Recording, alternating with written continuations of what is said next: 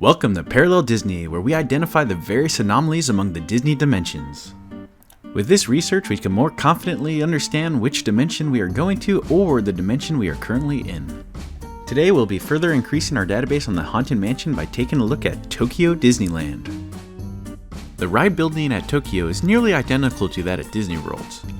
Differences include the material used for the roofing, as well as the corner that's kinda hacked away at Disney World. The ride building at Disneyland is different entirely and can't really be compared. At least not to the Tokyo and Disney World version. When first looking at the facade of the Haunted Mansion, you might have difficulty determining which dimension you're in at first. Just keep a note of these key features and you'll soon be able to identify where you are. The contrast between the outer stone and the brickwork is much higher at Tokyo. At Tokyo, 2 of the windows are open and the panes are nearly falling off. The inner storm gutters that we see at Disney World are missing at Tokyo. The metal in Tokyo has a lot more verdigris, giving it a distinct greener look. The outside portion of the queue at Tokyo Disneyland is missing several features that we found at Disneyland and Disney World. There is no longer a hearse with a ghost horse. There are no mausoleums with pun names, nor is there interactive elements like we saw at Disney World. Though this is the case, Tokyo managed to create its own unique charm and eeriness. In the queue, we find what seems to be a very old crypt, judging by how deep the roots go into the brick. At the entrance of this potential crypt, it seems like somebody tried to hide something by creating a false wall. Whatever it was, it appears that it has escaped and broken the gate. In the queue, we see what may be a guest house that is in a cliffside. In the back of this overflow queue area, there are what appears to be infant coffins. There is a mysterious fountain that is missing a plaque from above it. Even though there's a bunch of stuff missing and some awesome unique features, we do find some parallels, however. A delightful unique feature to Tokyo is how their umbrellas are themed to the Haunted Mansion. The tops of their umbrella have bats that are identical to the ones that hold the chains in the queue, and there's a snake that is coiling up the post. There is the pet cemetery, which is at the front of the mansion like in Disneyland, and it has some of its own unique features. Tombstones once again are ever present, but this time there's mounds of dirt above them, displaying that they're fairly fresh and shallow graves. The archway towards the entrance is guarded by 2 gargoyles and has rather elaborate and detailed metal work. Just look at how detailed the bats and oak leaves are. The final outdoor portion of the queue is rather similar to that of Disney World. The differences include that the wall is taller, the support columns are less decorative, the lights on the ceiling have a different covering, and there's no longer a graveyard to the left. Before you go underneath some brickwork into the mansion, you'll find that this paneling no longer has a vertical textured pattern like it does at Disney World. As you finally make your way into the mansion and go all the way up into the foyer, things seem quite identical to that as Disney World, but there's one great exception. The wallpaper this time around seems to make what looks like a skull or maybe just some kind of foreboding figure that is grinning ear to ear. Currently, I think this is my favorite version of the foyer wallpapers. What's yours? The stretching room in Tokyo Disneyland, no surprise, is quite a lot like that at Disney World. There are some good differences of note though. The pattern on the floor that mimics the ceiling is no longer there. There are no longer faces near the base of the floors. And the striped wallpaper where the portraits are once again is different in pattern and in color. An additional difference is the improved ceiling. By the use of 2 different color tones and then a light pinstriping, there's an improved bevel effect, creating a more enhanced 3-dimensional look. Also, something that is interesting is that the ceiling is a little bit more like Disneyland in the fact that the inner triangles are more pointed instead of flattened out towards the center, like that of Disney World's. When the lights go out and the hanging skeleton is revealed, it appears to be darker than we find at the other Haunted Mansions, and Disney World has the shortest sequence. A fun feature found at Tokyo, though, is that when you hear the screaming and then the crashing sound, the lights flicker on in step to the sound of the crash. While at the other Haunted Mansions, the lights just fade back on afterwards. An interesting difference that I discovered in my research is that Disney World currently uses a different sound effect as Disneyland in Tokyo. This wasn't always the case because when I look at earlier videos it was the same effect as in Disneyland in Tokyo, but now it sounds like this. Rather than this.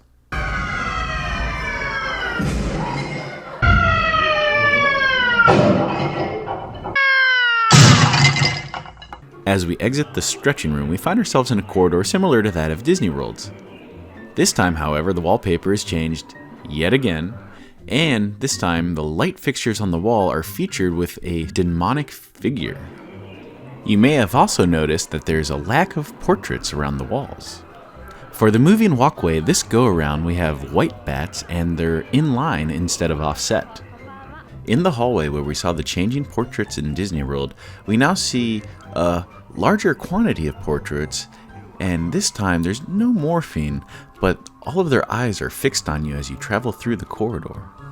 Most of these portraits, if not all, can be found at the other haunted mansions in some form or another. Most of which being identifiable in the preloading area at Disney World.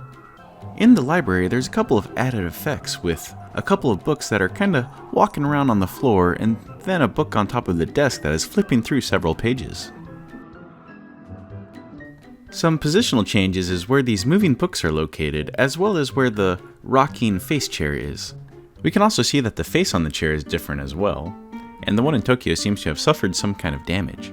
Busts are in different positions. You will also find a change in several set design pieces, such as the chair that's in the background, the tablecloth used, as well as the light that is on or near the table. In the music room, there's a table and some chairs in place of where there was the cello. The music stand holding some music is missing, and there is no longer that sheet of music on the floor. It is actually with the other two sheets on top of the piano. We also find that the candelabra and urn on top of the piano are of different styles, and the violin that is on the couch is missing as well. In the next showroom where we saw the very impressive staircase, we now only see a few spiders and spiderwebs. Sadly, the blinking eyes transitioning into the wallpaper isn't there either. The next scene is an infinite hallway scene, and it has quite a few differences too. The suit of armor is carrying a different weapon, the cloth that is exposed is different and has a pattern on it, and the plume on his helmet is red instead of yellow. And they're not holding a shield. When looking at the infinite hallway, we find that the curtain above now has fringes on its sides. There's also a different carpet that no longer has a pattern but is wider, and we have a chair that is over on the right side. The hat rack no longer has any hats on it, but an umbrella is hanging from one of the hooks. Also, the face chair is now just some ordinary chair. As we enter the hallway into all the various doors and whatnots, we find that there's a huge decrease in tassel density. The biggest difference between the coffin scene that I could really find is that there's less flowers on top and in front of it. A great unique effect that is only found in Tokyo is found in this portrait. The face actually stretches out towards you and kind of warps a little. Do keep an eye out for this one because it is easy to miss. The Tomb Sweet Tomb picture is a lot larger. And now there's not enough room for other little pictures around it. A nice addition to this last door is that there are now skeletal hands sticking out of the top. The grandfather clock now has different hands that are more decorative instead of finger looking, and the wallpaper is different. In the seance room, Madame Leota is no longer floating around in her crystal ball, but however stationary on top of her table. There's no longer a book that she's reading from, I guess she knows it all by heart. And since she's not floating around, there's a nice little light above her. There's also this mysterious ghostly figure that is now floating along with all the instruments. In the ballroom, the ghost that was on the fireplace mantle is no longer there. The curtain over the windows are darker and more torn up, and there appears to be less wind blowing through them. The metalwork of the spirals on the balcony don't curl inward as much as they do in Disney World. The legs sticking out under the table are now more to the left than they were to the right. There are also some slight variations in the furniture and where they're positioned, but they actually come really close to matching. The attic in Tokyo has significantly less hoarder tendencies as there's a lot less junk lying around. This time around there are also a bunch of heads popping up trying to scare you. In this attic we find that it is infested with bats that are flying around. Well, I guess more up and down.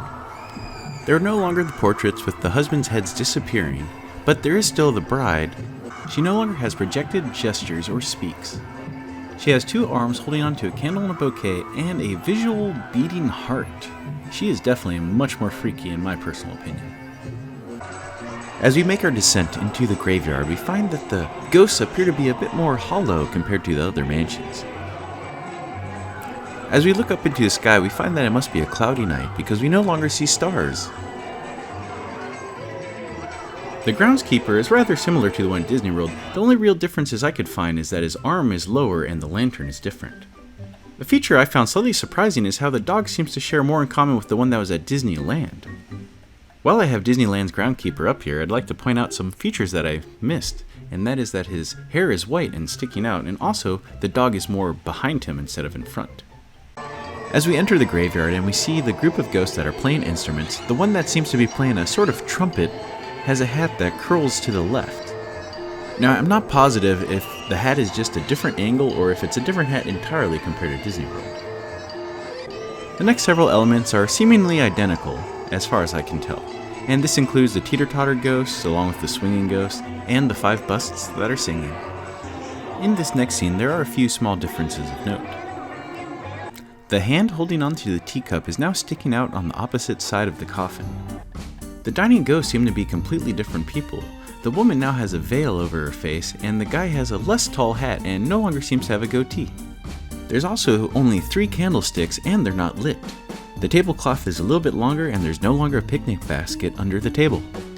With the next group of ghosts, I can only find a couple of small changes. This gentleman is now holding onto a cane while this lady now has a veil. In this scene, we now find the dog on the side of the man with the ear horn instead of on the side with the mummy. To showcase the next difference, I had to snag a clip from the Haunted Mansion's holiday overlay. I decided to use this holiday clip to show this crypt, which unfortunately I could only find for the default Haunted Mansion in a clip that used night vision. Anyways, the difference that I wanted to show you guys was how the crypt is closed now and you no longer see the ghostly figure inside it. I wonder if at one point the crypt was open and that the ghost that we saw now in the seance room used to be in there, because it has a lot of similarities to the other crypt ghosts that we've seen. The next group of ghosts seem quite identical, and we don't really get another change until we get to the Hitchhiking Ghosts. The Hitchhiking Ghosts are more like at Disneyland, as they do not have nearly as much luggage. A unique feature in this scene is how the ghosts are not on a raised platform. As we get to the mirrors, we find that the Hitchhiking Ghosts are still sharing more parallels with Disneyland than Disney World. The ghosts are animatronics and not projected figures. At the final show scene with the little bride, we notice that the plants are now overgrown. The bride also has a much more bountiful bouquet. As the ride wraps up, we go beneath the sign that says, "Dead End, prepare to exit to the living world." As we get to the end of the attraction and see the moving walkway, we find the white bats yet again, but this time there's only a single set, as the other side now has arrows. Unfortunately, the phantom arrow on the back of the dune buggy is no longer there. The corridor that leads to the outside is very similar with that of Disney World. The main differences that I could say is that the chandeliers are different, the bricks are bigger, there also are a couple of extra doors. As you find yourself on the outside, there's no longer a canopy overhead. The tombs outside are rather similar but have slight variations, such as the planter now has flowering plants instead of just grass. If you enjoyed this video, please give it a like and don't forget to subscribe if you're interested in more videos. If there's a report on a future attraction you would like, please leave it in the comments. I was hoping to do an episode on the Haunted Mansion Holiday Nightmare Edition and to have it out before Christmas, but it looks like I'm not going to be able to do that. At the moment I'm considering saving it for next year, but if there's enough viewer interest, I'll squeeze it in with this Haunted Mansion series.